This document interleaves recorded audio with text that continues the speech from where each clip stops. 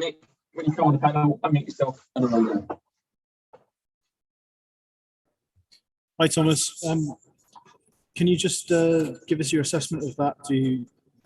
How big a blow is that to not to hold out for the win? And can you just give us an update on the injury situation for Reece James and I guess Andreas Christensen, and probably it looked like Christian Pulisic was struggling as well. Update: we have hamstring injury for Reece James and back injury for Andreas Christensen, and yeah, that's pretty much it.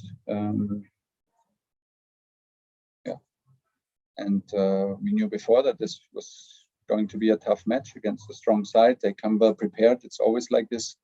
I have not seen one team play a nice match against them, so it was clear that we will struggle. We have simply way too many players of whom we don't know what we can demand. They come from long injuries. They come from COVID. I simply don't know what they are capable of doing. So it was the task we started very, very well until the injury from Reece James was a huge blow. And then we lose again Andreas, who was like until then one of the top players on the pitch.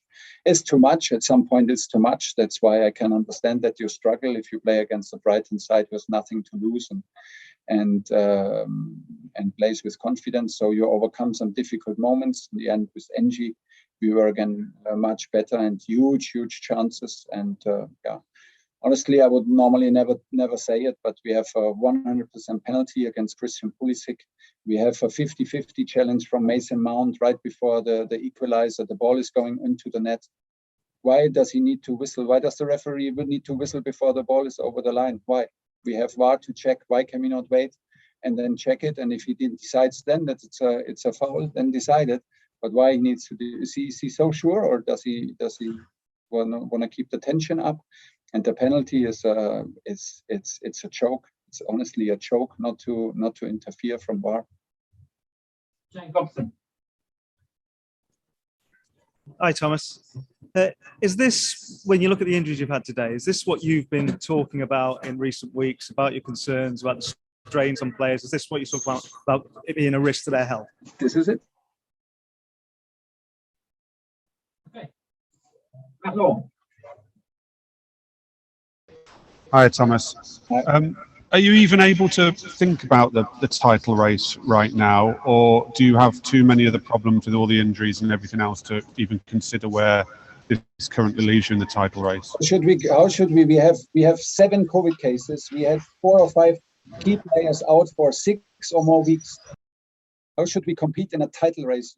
Everybody else who has a full squad and has everybody in training and is training every single day in full power to come through this league would be stupid. If we can do it, out of COVID, and if we can do it just out of injuries and just play, and everybody would be stupid to have 23 fit players.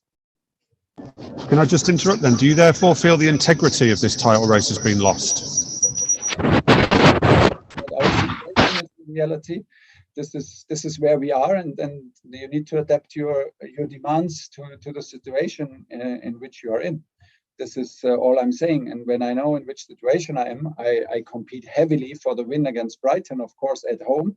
But I simply don't know what I can expect from my players in terms of physical, in terms of minutes, in terms of intensity. I don't know it anymore. Nobody knows it, actually, because we have never done something like this. And so we play trial and error and see what we get. And that's why I will protect my team. Of course, we can play much better, but we need a full squad over weeks and weeks, and then we play much better. If you see the impact from N'Golo Kante that he has, if he only plays 30 minutes, one single player, if you add the minutes that he is missing over a season, if you add the minutes from Mateo Kovacic, it's too much. It's too much.